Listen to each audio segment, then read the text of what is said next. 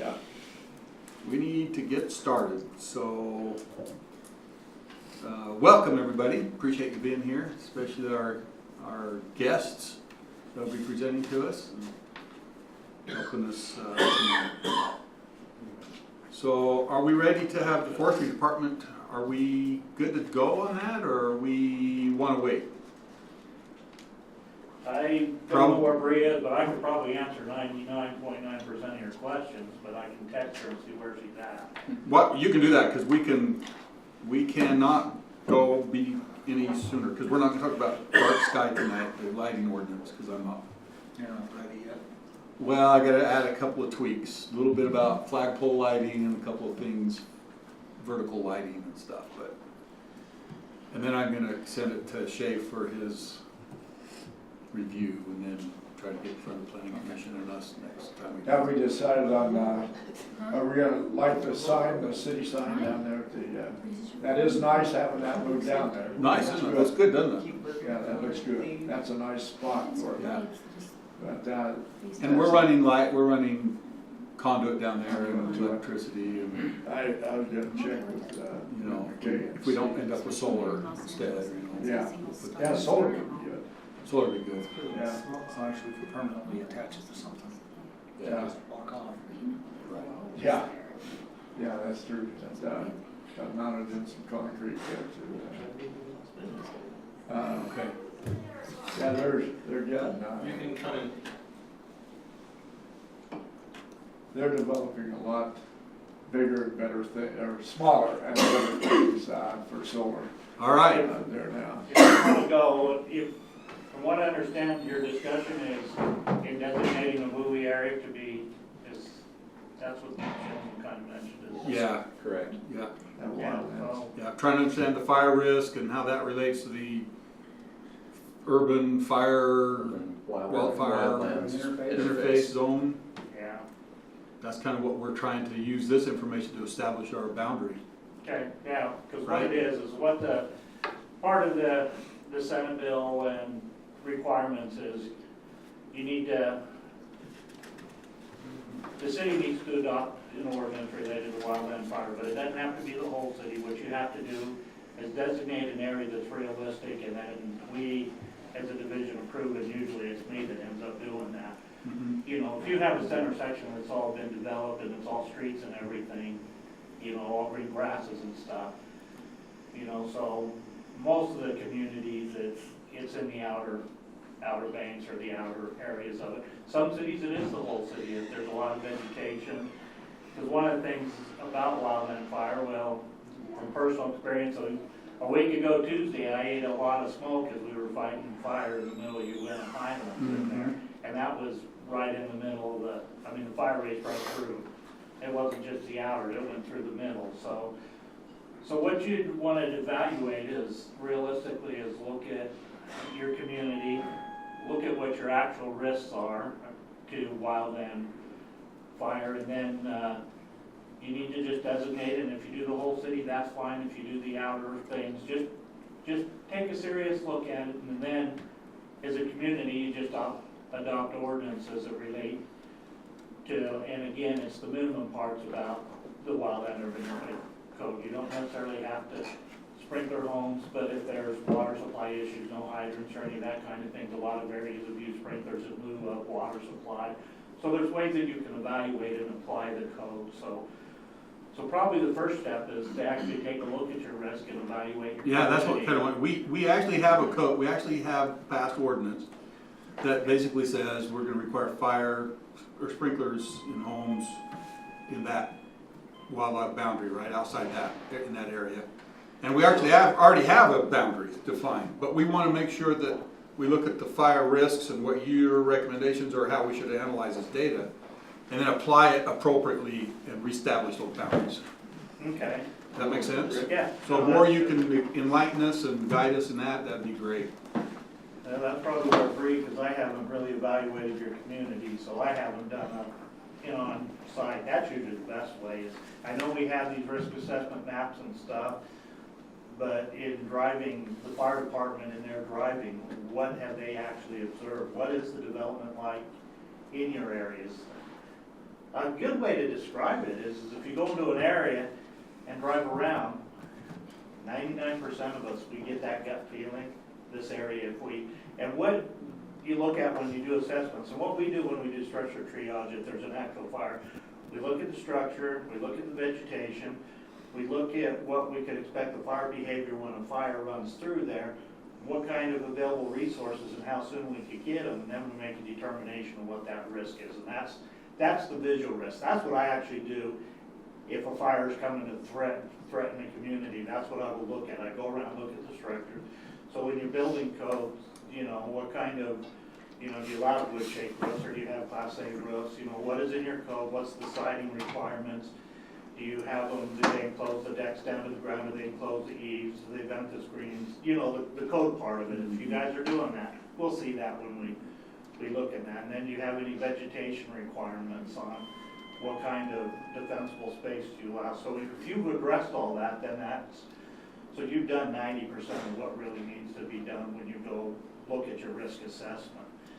You know, because the risk assessment model is done on, you know, satellite imagery and stuff that's been done a couple years ago, so it's not current right this today. Mm-hmm. So when you're driving up here, I notice you know, you got a lot of, you're a developing community. That's what you are. So what currently is your designated WUI area? Show you that. Just to let you know too, as I was talking to Brianne about this, she said the risk assessment map here was last updated in 2008. Okay. So there's been a lot of change here between then.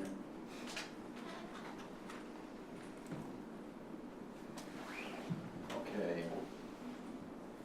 So our boundary covers. We have it on the north end of the city. We have this road that's called Loafer Canyon Road, and there's a hillside along there that's sparsely developed that comes right down off the mountains, and so our boundary covers the hillside and Loafer Canyon Road, and then it swings. Just looking at this really quickly, it swings up here and then starts to cover this hillside on this side also, because that's undeveloped, and then it cuts across, comes down through an area that's currently undeveloped again, coming down off the mountainside to basically following along this road here, and coming down and wrapping around the golf course area. Yeah. So that's what and this boundary was designated in 1996. Yeah, Is that when that's a long time the ago. ordinance was put in place? So it's been a long time since. There's been a lot of development that's occurred. A lot of changes have occurred since then. Just to give you a little history, this is the oldest part of the city. This was constructed in the 1970s, 1980s. Then things spread out from there in different directions. So the boundary at the time that it was set, it really, you know, bypassed the part of town that was in place at that time, and everything else was at that time pretty open. Okay, one of Yeah, those. and it's interesting because I live in that gray area right there, and which is not it's not in the wildland boundary, right? It's in this- Correct. I don't know how On the to current describe it. boundary, it isn't. Yeah. But I'm telling you, if we have a forest fire, my house is burning. Possibility. Good possibility. Mine's going down with yours. Yours is going down too. Traffic and so Yours- is horrible. I just- can't believe I made it this I look far. at it, it's that smell test, right? It's that you stand there and you look and like, Well, I'm, One of the, it's besides my green yard, it's all filled and forest across from me, and it's all filled and forest behind me, yeah, all oak brush. you know? And Forest Service boundary is kind of at the base of the mountain. here. That- One of the Anyway, that was just a side Yeah, note, one but of the things that you can do is, since you are in that stage of super development, is if you actually designate everything as wildland urban interface, and then as part of your development review process, as developments are coming in, you put it on the developer to mitigate if they don't want to follow your WUI code and they want to minimize things. Well, part of the development, well, if you do these kind of shaded field breaks or roads or whatever, and have it as part of their approval process, mitigation things to take it out of that high hazard assessment, you know. And that's always an option, and that's a safe way of doing it, because then that doesn't put it on you as to, you know, because you're right, your community is such that almost your whole community, you know, we proved it last week that a fire can race through even the middle. You know, we were burning houses down that were in the middle of the subdivisions, not on the edge that you typically think. So thinking, well, if we just put it on the edge and every time the edge moves that we adjust it to the edge, is not always the best avenue to take, because the potential is there, especially when it's wind driven, because the biggest threat in a wildland fire in reality is the ember storms that come before the fire actually reaches a home. And the interesting thing is last week they had embers jump the Columbia River and start fire across the Columbia River, which is wider than, well, in the other, last week I watched the fire race right across I-84, like, you know, and you're not gonna have those kind of fire they'll breaks. jump, and those embers will get sucked into your eaves and around your So- corners of your houses, and Yeah, and I don't know, Bree, if you were doing some study on what you were looking at, if potential for a designated area. Well, the thing to think about, you know, is you're in a unique position to really catch this and nip it in the bud on the front end. Because in a lot of communities, we're really playing catch up, you know, they're being grandfathered into these WUI areas. And the building and vegetation as such was kind of, you know, from 20 years ago where there weren't any restrictions, plant whatever you want, it's kind of a free-for-all. But, and this is just a jumbo version of that, but the risk assessment you see there is a function of threat and effect. So is the fire gonna happen? And if it does, what kind of damage is it going to cause? So we're looking at your values at risk, like your homes, businesses, anything that's gonna cost somebody a lot of money to replace. So as you continue to build into these areas, that's one, your fire history is gonna change the potential risk, right? The more fires you get, well, this is a fire prone area, but two, you put expensive things in wild places, that's just gonna drive up the risk as well. So if you could get out ahead of it, making the builders kind of adhere to all the much higher building codes, and the other part, the vegetation management, people can't miss a tree or a shrub they never had to begin with. So from our standpoint, because that's what I do is help with the fire planning and the fuels management, they don't know any better when they move into this nice development. You've got a nice, well-built, up-to-code home with vegetation that follows our fire-wise, so to speak, prescriptions of being less ignitable, you know, in the instance of a fire. So you have great potential to really build sort of a fire-wise or fire-safe, future-developed community. You know, you can always maybe retract the boundaries, but once you say this is just our tiny little WUI area, it'll probably be an uphill battle to expand it. So that would be my recommendation, because you really got a lot of potential here to build. You know, especially as you look into Loafer Canyon and some of the other areas. The Forest Service feel free to come boundary- up and Yeah, point sorry. and talk and Sorry, I'm late. make The yourself drive from at Salt home. Lake is just brutal. Sometimes I wish there was a train that just came all the way down here. This is Mega Map, so you can maybe see this a little bit better.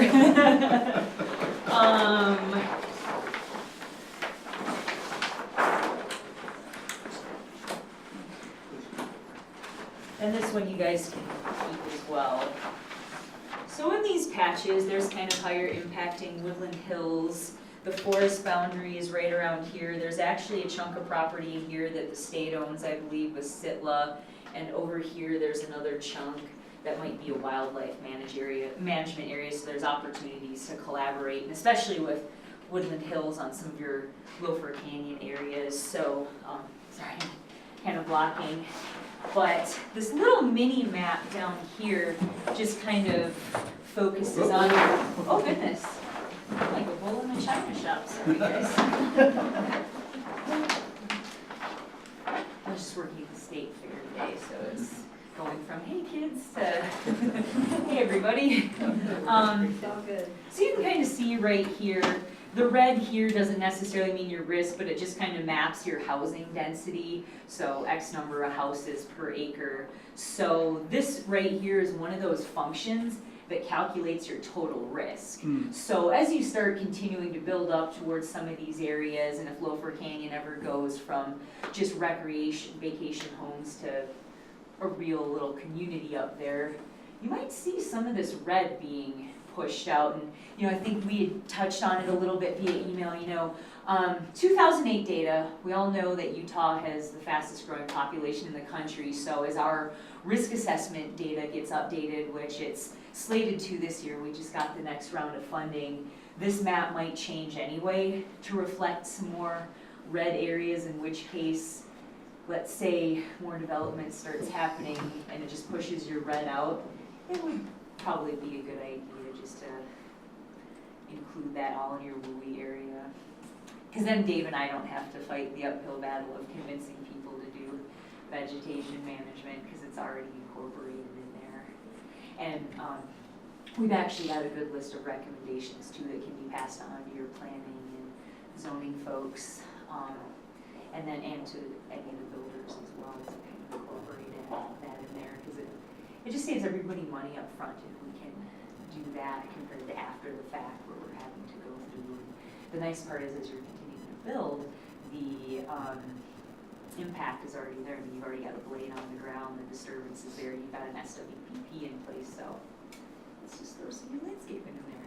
I'm a big fan of that, because sometimes that's one of our things, is trying to go back and convince people a little later. Woodland Hills, we work with those guys a lot. We've got a grant there. It's kind of the same thing, they've kind of gotten attached to the way things look, so we're just trying to help modify some of that vegetation up there, but if you guys do it first, an example. So Bree, you mentioned that kind of yellow area at the bottom of the map would likely become red if it gets developed. What about at the top of the map? That's mostly where all our current development is happening. Yep. It's right there, yep. That's like all being developed. I mean, would that push the red down there or no, because they're kind of more off the mountain? That's probably going to stay the way it is. Okay. And largely that can be attributed to the fuel modeling layer. So most of what you had in there was close to urban development, your grass, and even the grass loads there before the homes were built were just some of your light, flashier fuels that are still a huge risk. But since you guys have been developing and there's more hydrants there, and you're closer to, that doesn't show it, but the distance to your firehouse is a little bit closer as well. So a lot of these things, there's about 30 different data layers or 40 that go into calculating what the total risk is. So right here, especially much more dense vegetation, topography, Loafer, nice steep on both sides, and you've got to worry with the down canyon wind. So our modeling takes all that into account. And the other thing you're looking at here, you've got a lot of loop roads. People can get out of here if they need to be evacuated. But some of these situations where you see you've got heavy fuels, one way in, one way out, and it's pretty far away from emergency resources. So those are some of those functions that change there. And it's just heavier burning stuff. You guys are getting closer up into the timber as well, so it's, yeah. The nice part is if y'all are living down in here, you're probably pretty good. Grass fires there. Trish, you're good. Yeah, but the rest of you guys, that's why we really work hard with, the defensible space. Woodland Hills does kind of a community cleanup chipper day, so that might be something worth kind of thinking about in the future, is sort of the green waste, vegetation management stuff, which is what they're kind of looking at once the grant expires to figure out how to continue that program. So it's just lots of ways to skin that one. But that's kind of what we're here for, is we actually focus specifically on wildfire preparedness planning. So that's our contribution to your city plans. So Brianne, our current boundary covers this side of Loafer Canyon, and and then it starts to cover this side as we come up past this development here, and then it basically swings down this hillside drive, and then out around the golf course. It was adopted in 1996. And I guess the question as we look at this and looking at this darker area, this is the older part of town. Yep. It was built in the 1970s, 1980s, and so this has been here for a long time. And at the time that this boundary was put in place, that was really all that was developed in town. I mean, there are a few homes here and there on Loafer Canyon and some out along Goose Nest, but so you kind of see the boundary at the time was basically, here's the outside edge of the town. Yeah. And I guess the question that, as I look at this, my concern becomes, what makes the most sense here? Because this does seem to be a high-risk area up here in the older part of town, at least from the maps, what's showing there. And there are a lot of mature trees. If you look on an aerial photo of the older part of town, you see a pretty good canopy. There's gullies with natural vegetation in it and all kinds of Exactly. things, right? You know, and you can if you did want to designate the whole city as a WUI area, now that your development is potentially being pushed out here, I think it's really important to capture some of these fringe areas if you do have plans in the future to put additional communities up there, because that will just, and Dave's kind of the code guy, but that'll keep your codes, the building codes up to a higher standard. And like I say, my recommendation would be, if it was my community, I would extend your thing all the way to the rest of your community that way and establish there. And then, like I say, if you've got a very active development review committee as things go, you're front loading it, and it's a lot easier to get the developers to do things when it's part of a development review than to come in afterwards and put it on the homeowners to catch it back up. So do it ahead of time, and knowing this area and fighting fires and stuff and knowing what's up there, even though this ain't as red, in reality you start adding things in there, it'll turn red in a hurry. My recommendation on your zone was I just punch it the rest of the way and then assess it as development goes in there. And again, you have the ability for the development review committee to make adjustments if somebody comes in and they're building a planned unit development. I don't know what your planning codes are if you even allow those kind of things, and it's all gonna be paved roads and green grasses and not fire resistant stuff and everything. You can use, the thing about the WUI code is it really is a sliding thing. It's not you think the codes are hard, fast, black and white, but the WUI code, what's tough about applying is that you can do trade-offs, so you can work it around with the ultimate goal of making it sustainable when a fire thing, because we don't have enough resources to ever put a fire truck on every driveway and that kind of stuff, especially when it's happening like now. By the time we get the federal resources, they're not guaranteed how soon we're gonna get them there. So anything you can do. So my recommendation, if it were my community and I was your fire marshal making recommendations, I'd recommend that you bump your buffer to the rest of the community, and knowing that you have your development review process to adjust as need be, because in reality, your whole community is a risk. I mean, So we pretty much have everything that's not developed on the south side in that zone. That's all covered in the current zone. in the current zone. The real question becomes How far again, how far north do you carry How far to it the north do we bring it realistically? realistically, right? Where we start doing these So kinds if you're of talking about where we have most of the green area and Yeah. that kind Correct. of stuff. And I agree with Bree, is I probably would not designate that as a WUI area with what you already have there and what the kind of development you're doing in there. So we're saying 3 and below, not a WUI area, but 4 and above, so as soon as we start hitting that yellow, is that Well, what you're didn't you say designating? some of this already was in Yeah. it? Yeah, correct, it is. Yeah, so it's already. It's really on the outside Well, of the town. Yeah, So so the bulk of that our red real question here isn't covered. is this area here and this up in here, because these other areas on the outside are already covered in it. Right. And then, of course, you always have the thing of, that's your old side of town and it's already there. And one thing about the WUI code is not it's retroactive if they do a major Right. thing, so. Okay. So that would be as a. We still have a fair question. amount of land that's, I mean, there's some areas that Quite aren't a few. developed yet. There's- You really look You've at got it. the whole There's gonna be section quite a bit down, of infill. down in Loafer Canyon, really from where Welcome to Upgrade signage from that point north. There's Well, still a lot plus you- of scrub, oak, And you have grass. Hillside over to the golf course, that whole development area. You've Right. got below Salem And Hills now it- Drive, you've got and that that's- big hill. Center area there, is it already, is all the lots in development already approved? Or, I mean, the lots are approved under existing. Well, they. It's so- platted, but it's- the permits aren't drawn, all of them, correct? Correct, that's. The original part of town, when it was platted, there were these open spaces, these strange spaces all around everything. And over the years, people have purchased those and added them into their lots and have created other spaces that will become potential lots. And I would say there's probably, well, we put together a list of different parcels that looked like they were possibly big enough to have a house on it, and how many were on that list? It was a fair-sized list, would you say 50, 60 lots, or? Yeah, between 30 and 50. 30 and 50? Okay, and then we have, and I know there's a couple spots that weren't specifically listed on there, so we're probably looking at, you know, somewhere around that 50 potential homes in the, or new homes in the older area, in that part of the city.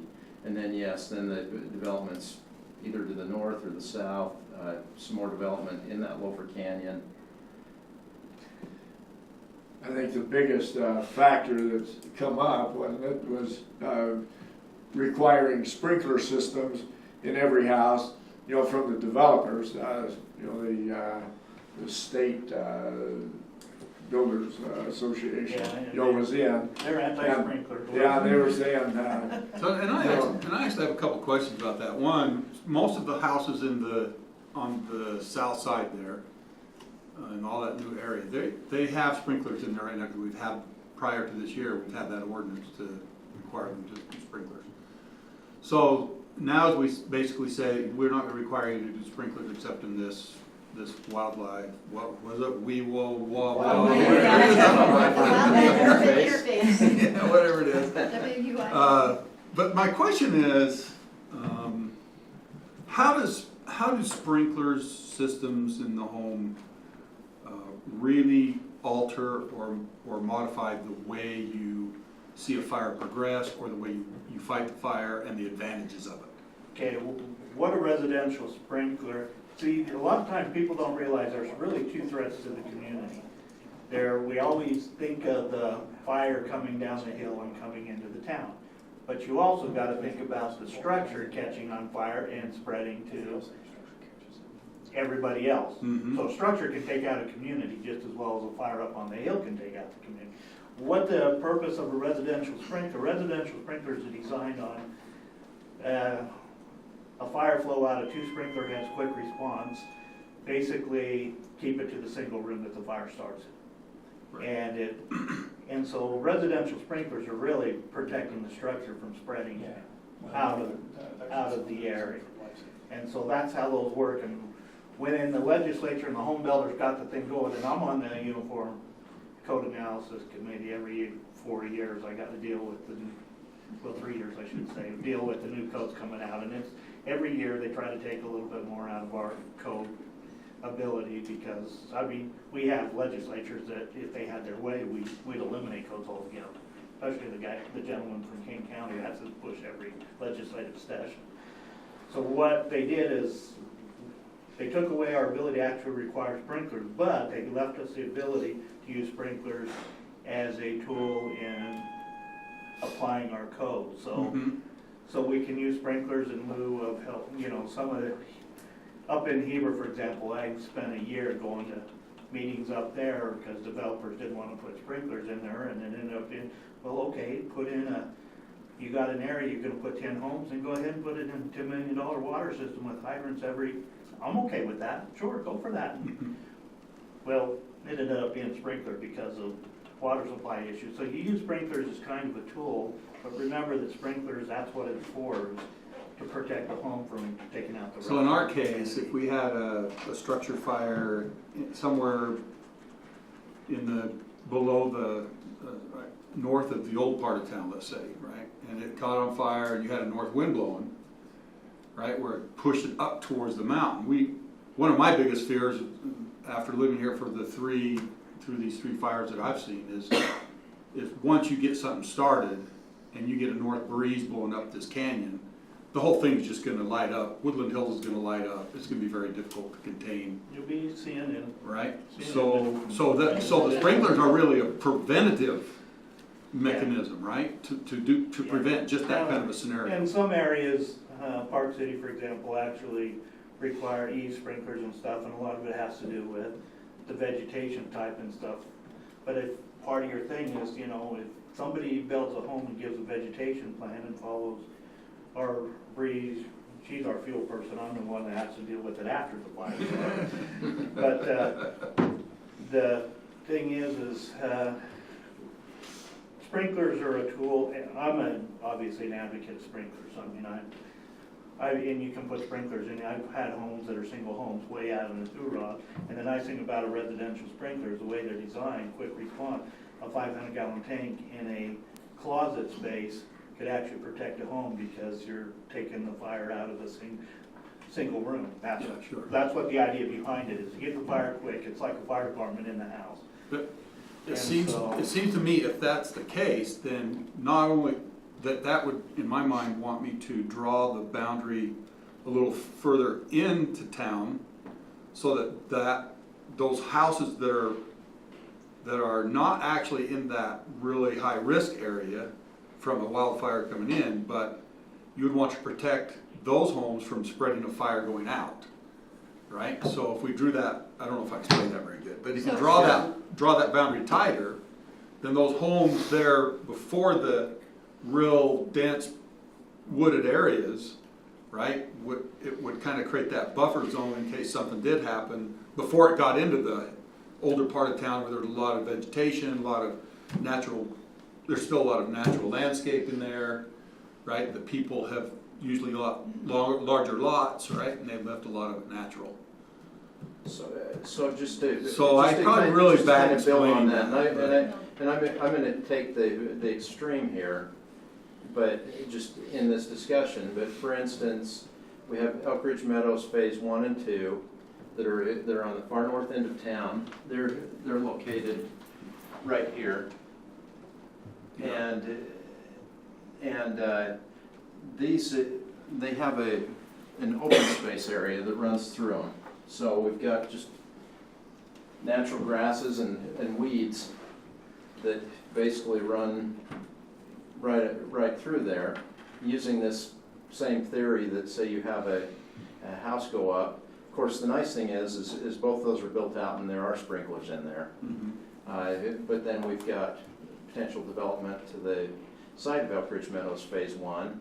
Part of that would be up against part of that open space that right now, since we've had to outlaw the sprinklers outside this boundary, they wouldn't have the sprinklers. So say you construct a home over there, it catches on fire, you have a large fire from it, and then winds are blowing, like you say, to the north, it catches that open space on fire, and it spreads quickly up through the grass, and then we're up to other homes there. I guess the question becomes, when you start to look at this, how much vegetation and what types of vegetation are a problem? What are the types of vegetation that you're going to see that fire really spread and jump? I mean, I know from what I've seen and understand from the fire that occurred up in the Uinta area there, that a lot of that sounds like was burning underneath, and just spread across the ground. There's no doubt the biggest And- and fastest carrier of fire in any environment is a short grass type fuel model, that's what's bred. So what the biggest key is in your area with the center thing with grass, is there roads around it and the homes, and that's why when we teach people about defensible space, that's what we're doing is, okay, you get the wire in that center portion of grass, but if the people around there are maintaining their homes, they built the homes to, you know, to halfway to the WUI code thing, so they have enclosed decks and stuff. One of the things I always tell people when I do assessments is, when you have a windstorm, where does all the debris and dust collect? Because that's where the embers are gonna collect. So it gives you kind of an idea. So if the people maintain their property and do that kind of stuff, if you have that center section that is grasses, it's gonna burn quick, but hopefully it won't go anywhere if it's surrounded by streets, or if the yards against it are maintaining, you know, the defensible space around their homes, then that's where the fire's gonna go, and that's where we're gonna stop it. Or it's gonna, you know, or get their vinyl fences, they always burn well when they burn. Very well. And tar. Just managing, you Yeah, know, those that's open the thing. spaces, whether it's mowing, grazing, you know, Saratoga, we work with them a bit, and Sitla kind of helps manage some of the risk out there by having rotational grazing to deal with some of their grass and open space problem. And Santaquin, out towards Summit Park, we know they keep their goats and they sometimes help manage stuff, and we were trying to use that to maintain one of their fire breaks. So that's the other key component, you know, if it's just not feasible to require some things, then maybe taking a look at better land management practices if you're dealing with the open space, whether it's public or private Who property. actually owns the open space? Is it a homeowners group or is it a lot owner? The city now owns it. Yeah, so, you know, what, and So and would that's you know something that that, it you counts know, towards your participation commitment? or if somebody's got some cows or sheep that wanna go out and graze it. But yeah, there's a, We allow, on the south end of town, we allow grazing. They've got animal rights, they run cattle Yep. up there to help manage that. so that's some ways to help manage some of your vegetation, at definitely lower costs for sure. Camp Williams does quite a bit of grazing using goats and sheep with some of their oak, and then they use the cattle to help with the cheatgrass. So that's sort of where we come in to help look at this, and there's actually grant programs out there to also look into, but that could be a possible trade-off too, you know, it's just, everything's kind of a give and take, and the vegetation is the big thing that we really encourage, because if there's not a whole, it doesn't mean you necessarily have to get rid of everything, but better planting, weed management, a lot of communities are looking towards beefing up their weed programs a little bit, because cheatgrass is one of those invasives that's a really, Backyards, really good tree, fire carrier. Yeah. You know, so there's just, and that's part of developing the community wildfire preparedness plan, which is, you know, the requirement of the participation commitment, and that's where we come in to help facilitate that, put you in the right direction for Right. funds potentially, and help you line out specifically how to achieve those goals, because it's just, a lot of things are up for negotiation, I think, for what the best practices are, because what's gonna work with your neighbors might not work for you guys. Shay, where do we require more stringent building code due to this? I mean, because it doesn't follow this boundary, does it? In our, So we have a section, and I sent that to Brianne, the code that we had there. We have a more stringent code inside the wildland urban interface. Is that the boundary that we use for that That's- as well? Yeah, and It's that's not the a- boundary that we use for it. But then the question when I sent over to her, my question was, is our code really, it's fairly small, it's fairly generic and in general, and I look at it even in comparison with Utah County's code. It seems like the major subjects are there, but there's certainly not very much information in there or very many requirements in our code, not a lot of detail in our code. Is our code sufficient or not, or do we need to, because then I look at the states, you know, what they've recommended, and you've got basically a book, and there's. Very much to it, yes, the state law requires that you adopt that minimum, that little booklet that you talk about. Utah County has chosen to go more, you can go more restricted, just not less than that. So I bet the odds are you probably meet the 2,000, and then the interesting thing is the 2,000 wildland urban in Utah is based on the 2003 international code, but it hasn't, and through this code process, we haven't been able to update it because, well, the legislature took the building code commission of adopting codes away, and that's a scary thought when it's the legislature that's approving codes, so we kept it alone because even the updates on the WUI code hasn't changed significantly enough to do the battle on the hill, I guess is the best way to describe it. Is if we leave it alone, they're leaving it alone, and we got something which is better than nothing. We encourage communities to really seriously look at it, and if you do like Utah County or you find some areas that you want to beef up, yes, go for it. But at least you have some minimum stuff in there, and that's really what and the way the state's looking at it is that's why with the cooperative agreement requiring the mitigation work is so we're looking at a lot of the keys to keeping catastrophic wildfire down. If we do the mitigation work, that's really where a lot of the difference is going to be, and so that's how that program came about. So what and I'm taking it that you guys did sign a cooperative agreement. Yeah. Okay, Yeah, so, yeah. so then you'll have a participation commitment that you'll have to do every year that's based on the risk and that kind of stuff. So what the state's kind of gone to is where we're going to make the difference is getting the mitigation work done because that hasn't been being done. So the carrot out there is you do your participating commitment and stuff, and the theory behind that is we reduce the risk of catastrophic wildland fire. So in answer to your question on your code, I can look at it, but what I do to validate whether a community meets the state requirement is I just take the state code and your code and you meet what's there, and anything above that is great, but if you don't have anything, then it's not so great. So we need to, that's- from what you're saying, we need to update our code to meet the state code, because ours is, like I say, all the main subject, even with state code, the main subjects are there, but the details are not in there. And so yeah. that may be the level. Let me ask you one other question, because you said earlier that you've kind of talked to developers about the fire sprinkler issue, and I'm sure talked to them about these higher standards for construction. In your discussions, realistically, how much do you think this adds to the price of a new home to meet this code? What I've been told, depending on how much a square foot it is, but it's usually in a normal standard home, maybe 5,000.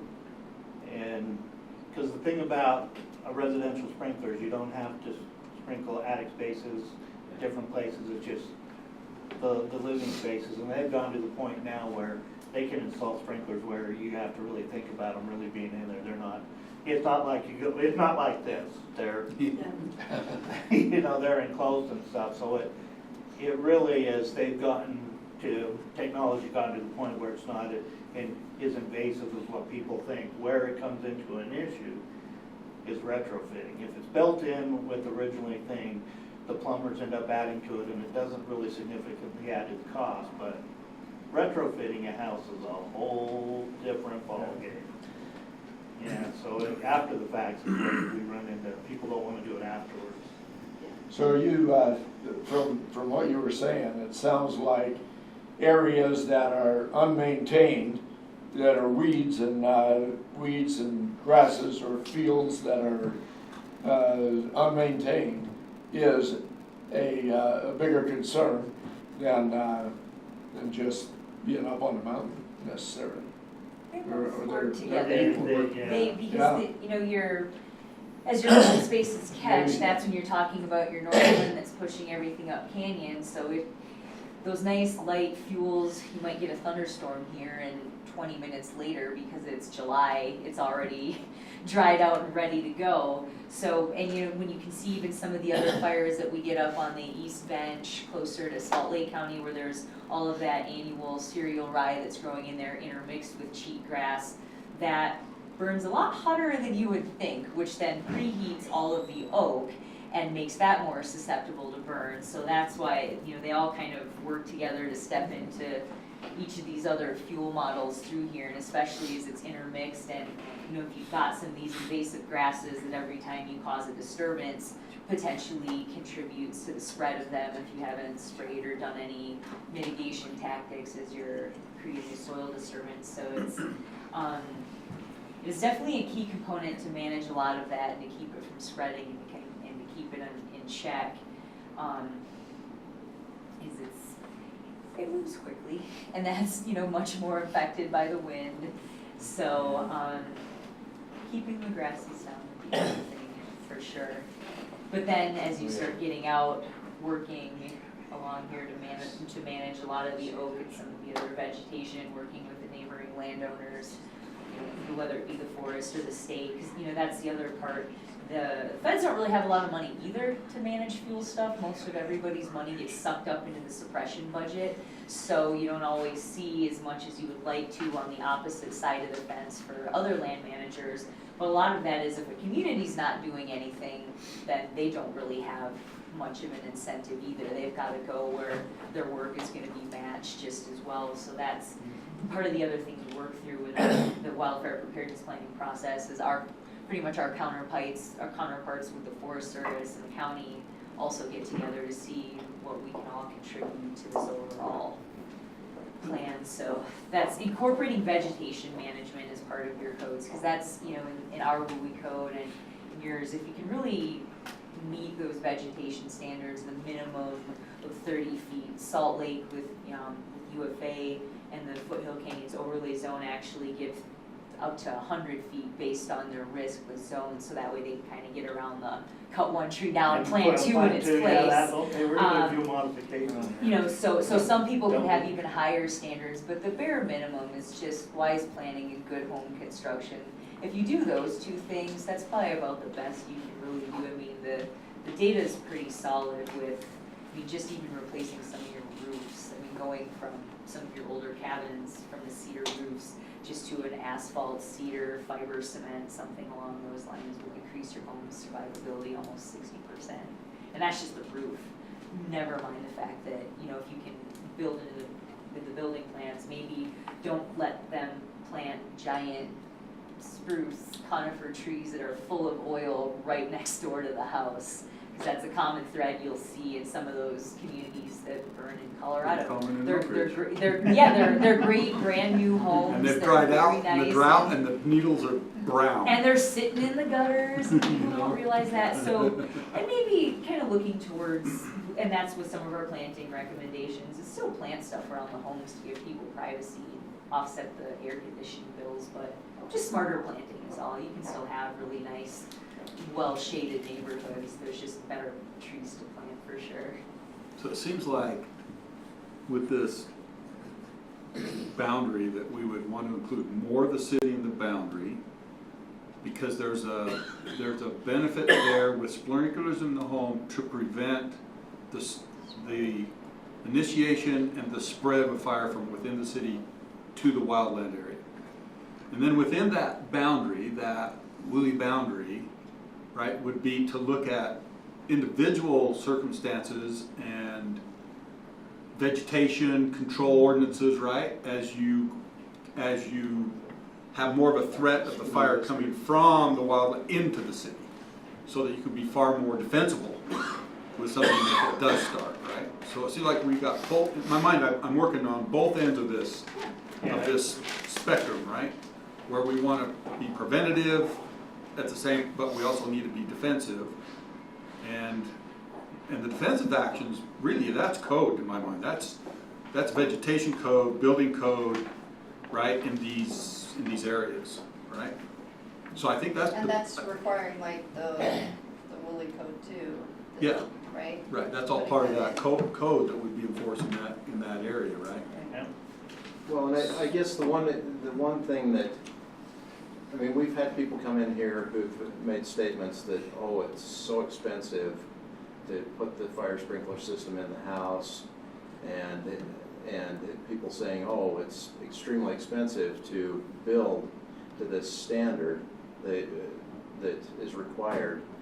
you know, on the backside of this boundary. And yet, I guess as I look at it, what I'm seeing is, for instance, the types of materials that people are putting on the outside of the homes up here. We're not in a community where we have starter homes, where we have lower income people that are using the vinyl sidings, the cheaper materials that are more flammable. We're seeing people coming in with the hardy boards, the cement boards. We're seeing people coming in, you know, bare minimum stucco, stone, and so they're already building the homes to a certain degree. They're already putting the money into the homes and building the homes to this standard, and so the big difference in cost, from what I can see, just looking at the standard. I mean, there is this enclosure of the decks, which we don't have people doing that. You know, and there's some extra venting that needs to occur, and the venting's a little bit different in eaves and that we don't have people doing. But that's not the venting part. Really isn't a cost issue. There's venting one way or another in there, and I'm looking at it going, really the difference is, and that's why these guys down here are fighting it. Home Builders Association comes in and fights it. It's the sprinkling system. Yeah, it seems to be that too, sprinkler system, because I agree with you. And so I guess as we're looking at this, I was hoping to be able to point that out and looking at this, because personally I feel like I'm kind of on the same track that you are, that covering more of the city with this boundary is better than trying to find the bare minimum that, you know, we.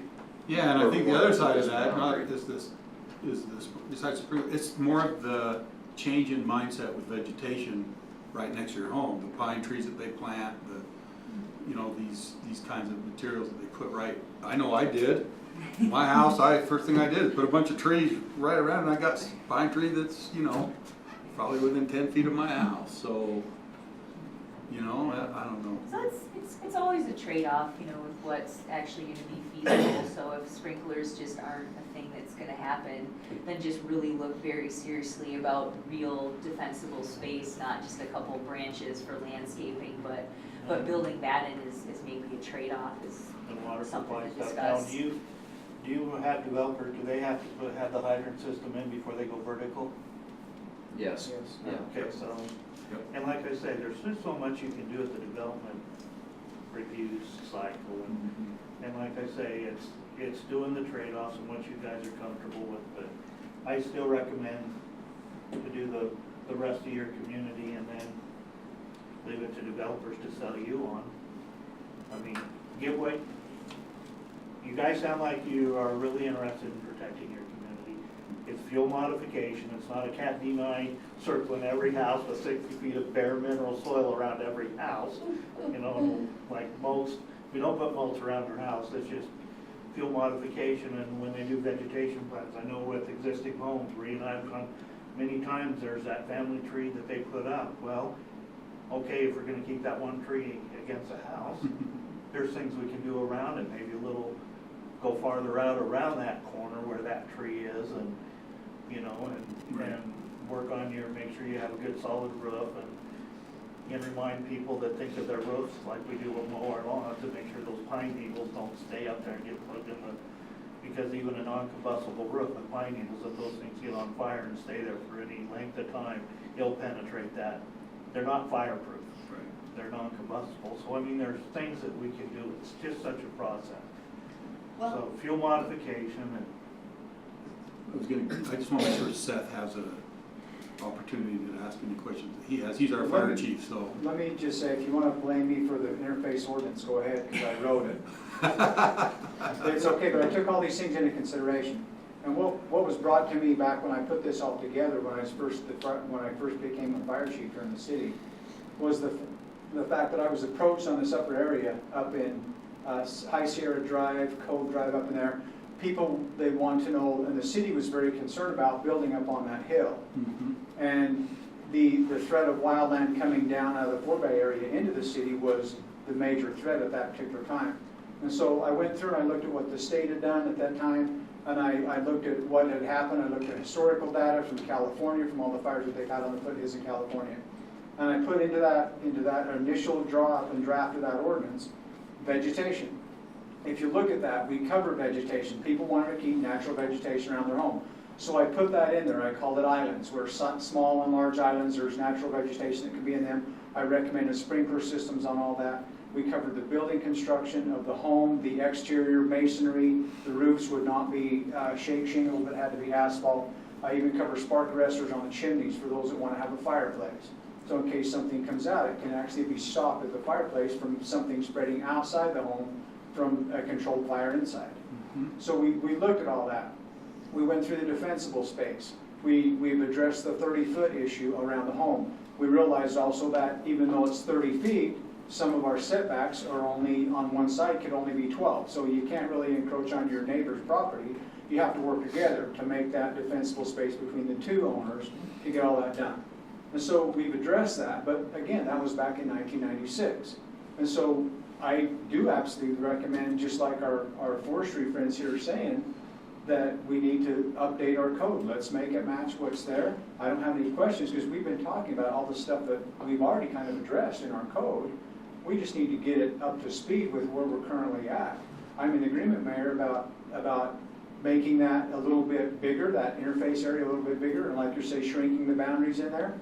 I think that you need to really be concerned Shrinking, about you mean less area in the. more interface area. Right. Let's talk about Yeah, more yeah, interface so I want to make sure area. we clear on what Yes, shrinking means. We're saying the same thing two different Yeah. ways, but yes. But incorporating that in. I think the other thing that we need to consider is, like we're talking about the grass areas coming up from the north part of the city. There's a lot of those that are open between buildings. And like we were talking about ember travel, jumping the Columbia River. I've seen embers go for miles.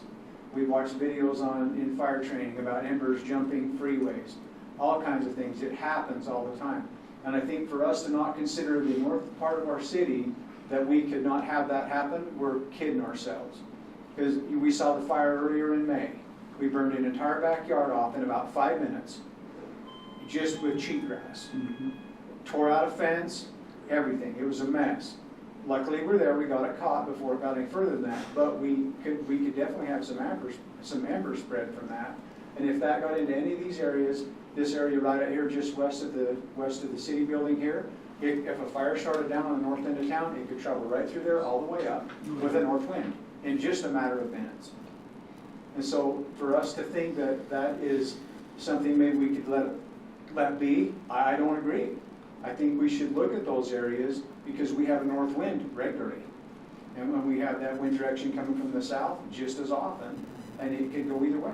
I mean, when we had the fire in Loafer Canyon in 2012 with our arsonist, when we had 6 fires in that short amount of time in 3 weeks, I was very nervous and extremely. I listened to the pager, taking my radio to work, all that kind of stuff, just in case something happened, because it could have spread north or south in just a matter of seconds. And if we don't address it, if we don't do anything, we're just going to leave ourselves open for something bad to happen, and I don't want that to happen. Right, okay. Tooele had 10 homes taken out just by a 1 acre grass field in the middle of town. It took out 10 homes, and they started the homes on fire in less than a minute. Which, listening to the chief, it sounds like I'd still go with my original recommendation, make the whole community wildland urban interface community. Then prove to me why you don't think you have to put something in. I mean, the other part of this, I know we're talking urban interface, I got that. But we also, within this, really need to consider our ability to respond as a fire department. I mean, we're there. We're doing our best to cover 24/7. It's about people. It's about having the bodies to man a truck.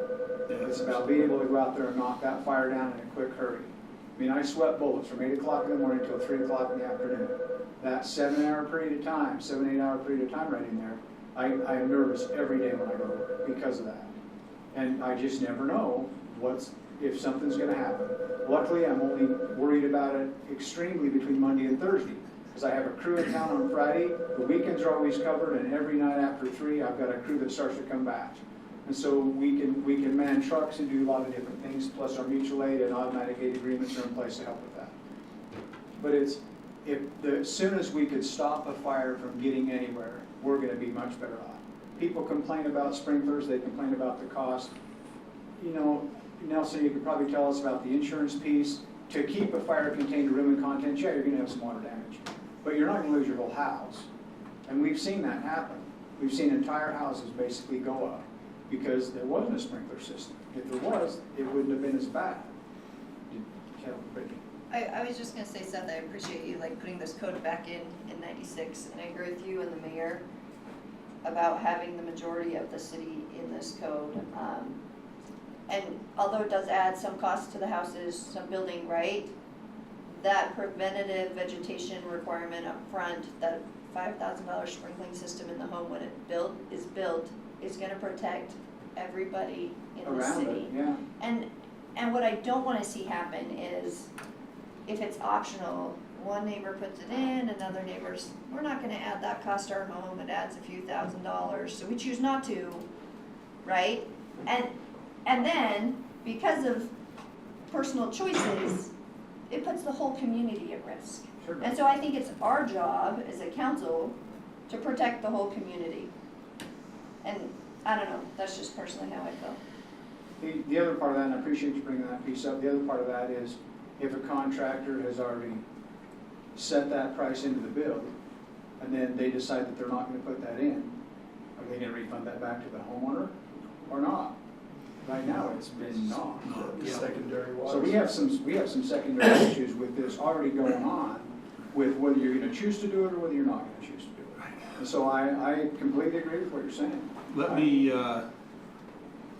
ask, I haven't heard anything from Nelson or Dale or anybody, but do you have any questions you'd like to direct to our folks from the Forest Service? Because I want to make sure that they know that when they're tired of listening to us, they can leave, okay? Because at some point in time, this is gonna come down to a council discussion, right?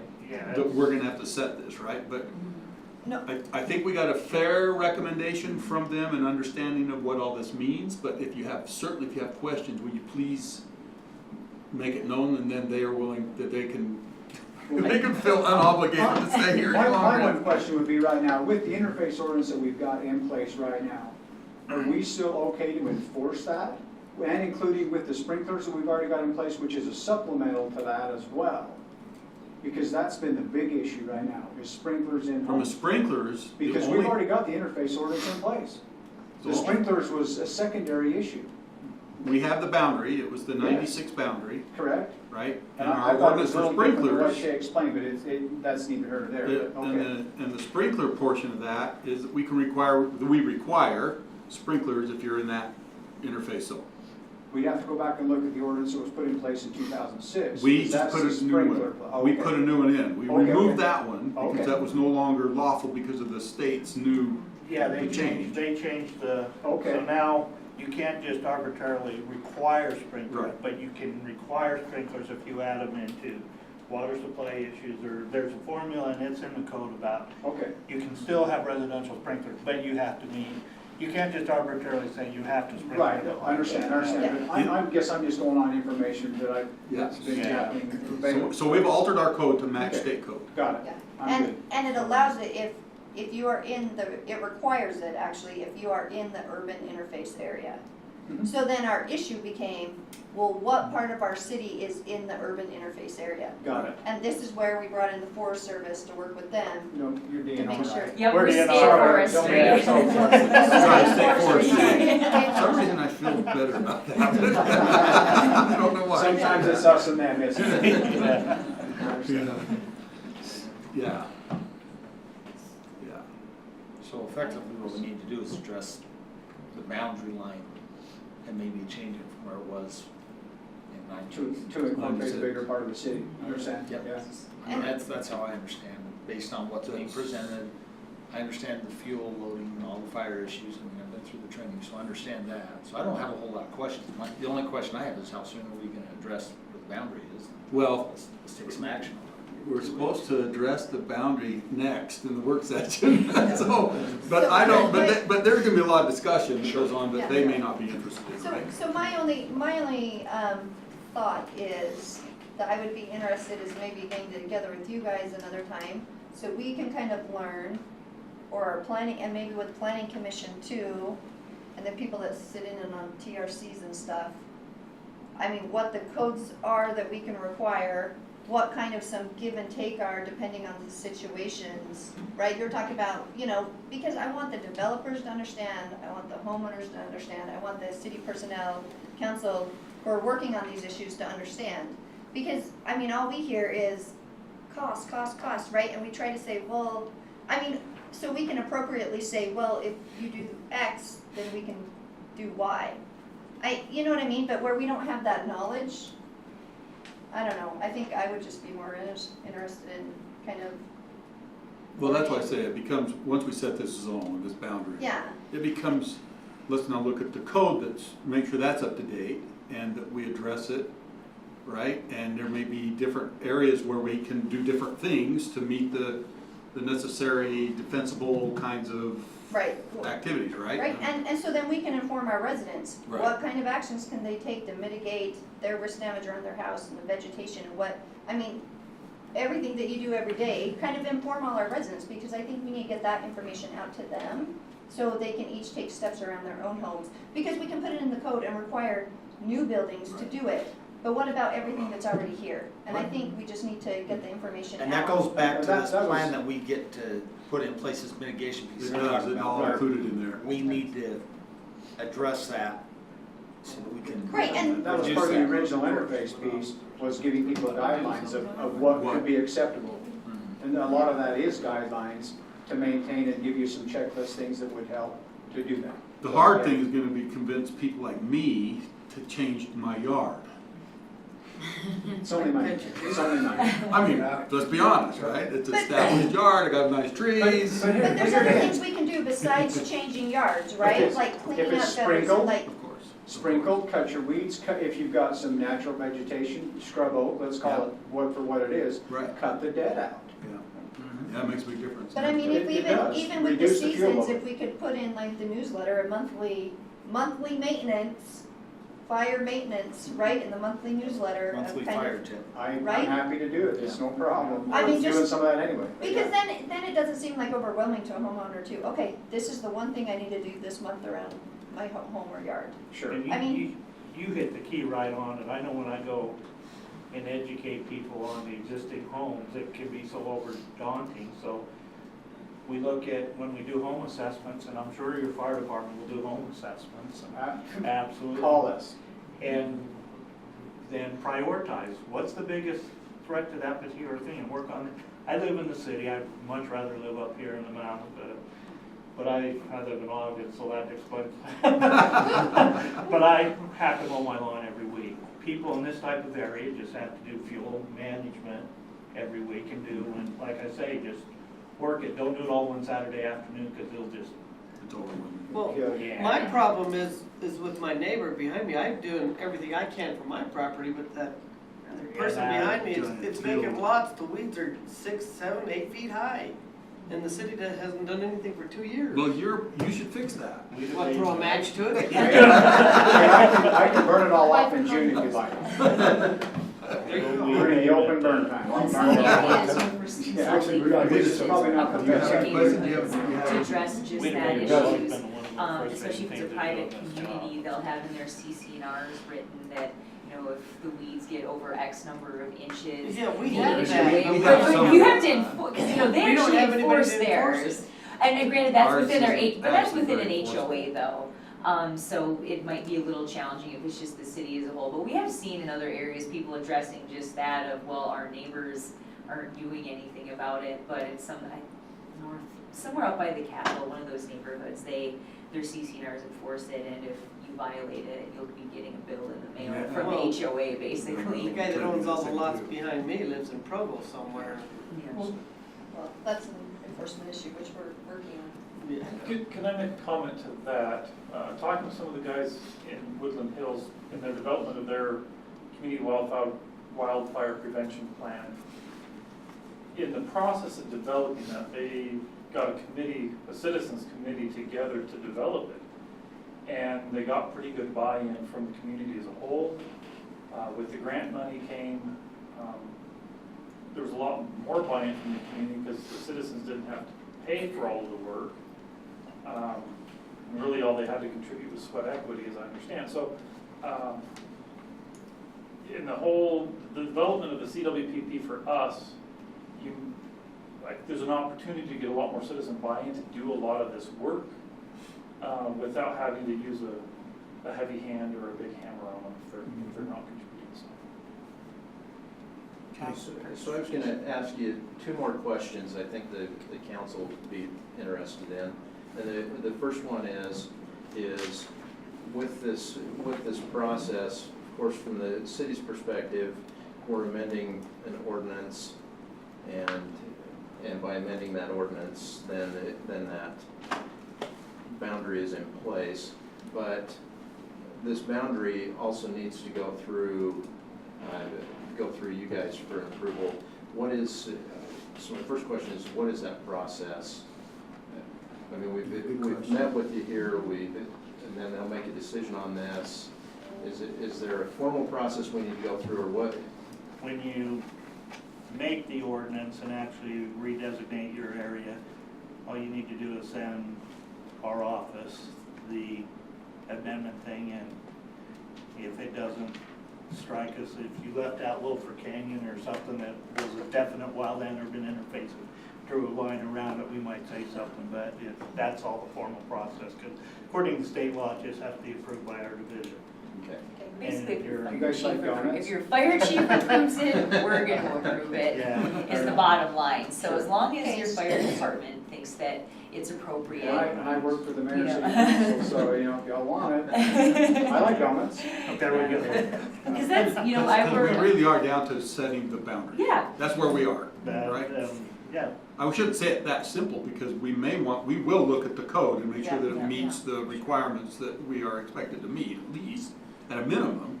Maybe additional things from our needs, right, that we want to do. But really, we're right now this is where we're gonna draw the boundary, and I think that Shay's question is, once we do that, what do we do to get it approved by you? all we really you know? need is, a copy.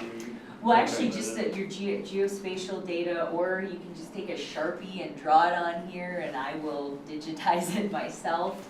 But, and it's just some of the different committees we posted on, our interagency rules committee that submits this data to the federal register for communities at risk. I mean, there's one of the community risk assessment sections, even in the fire plans that we're gonna be developing, is all based on what the input is from your local fire department. Oh, So great. by and large, they're the local experts. We just like to try to weigh in as best we can from the bigger state picture, but you have a really good fire department who is pretty We forward have thinking, an awesome so fire I department. think that by and large, you just send us a better map. And actually, we don't really have any maps, so to speak, because we haven't gotten super involved with the CWPP process yet.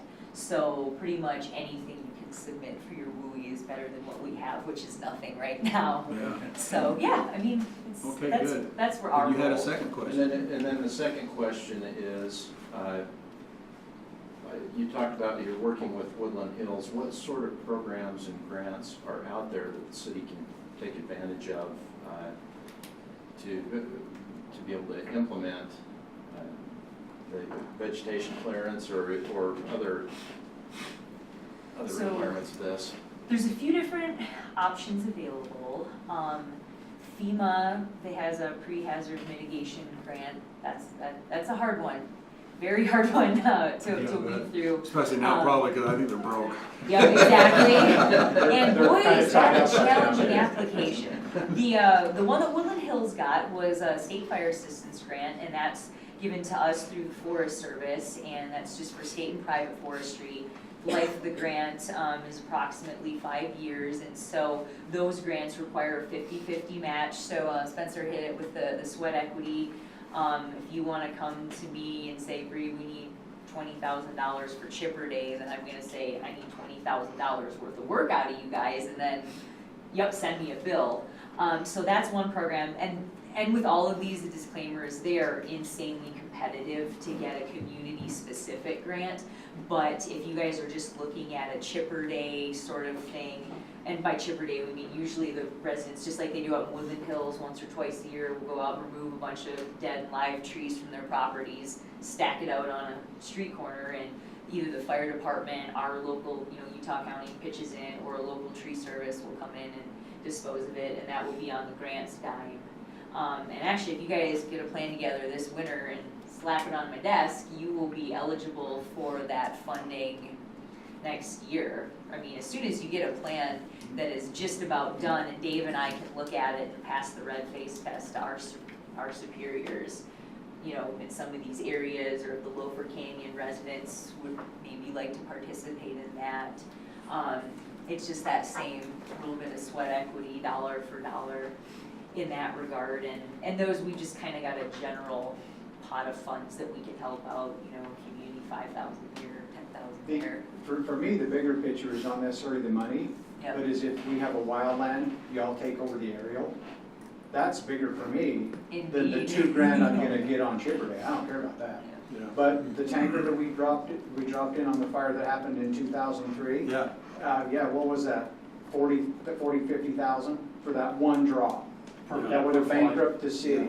oh, yeah, So absolutely. I'm Just more interested one in drop that. will. I mean, I'll rent the chipper myself, I don't care. We can have people bring their stuff to the park, we can mulch it all, and they can take it home, put it in their flower beds. Okay, cool, no mess, but that's mitigating the problem. We're taking the dead out, using it for something else, put it back in flower beds, mulch, whatever, and it works. But if you have something that gets away from you, the burden doesn't bankrupt the city. Yeah, And that's a huge thing for us. no doubt, we have to be wise and make sure that we're playing in Sure. that. And that's where the mitigation We want to be a works. partner, Right. we have to be a partner. Because the fire costs, for your participation commitment, you get to, it's a 10-year average, you get to throw out the high and the low. The incentive for you guys doing the mitigation is, one year you get that $300,000 fire, well, we'll throw that one out because that was the high.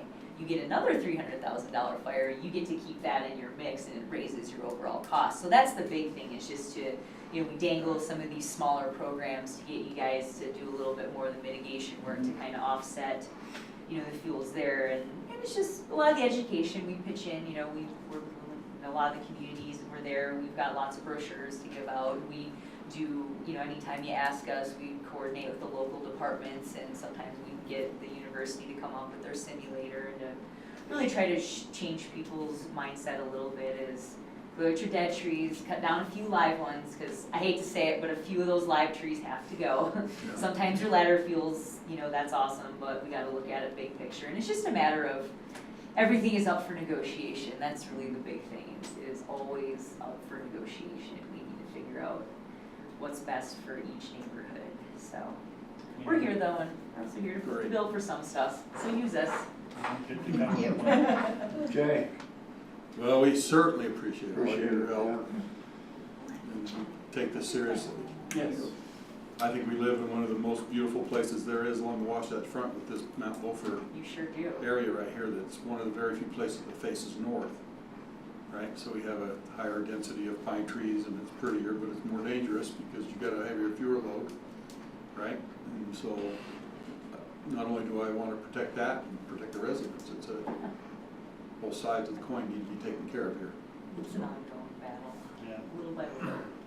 Let's take it seriously, so. Your neighbors over here will be really happy when you start working too, because that's your shared boundary. So getting those Loafer Canyon folks to play along, that'll be great for both communities. All right.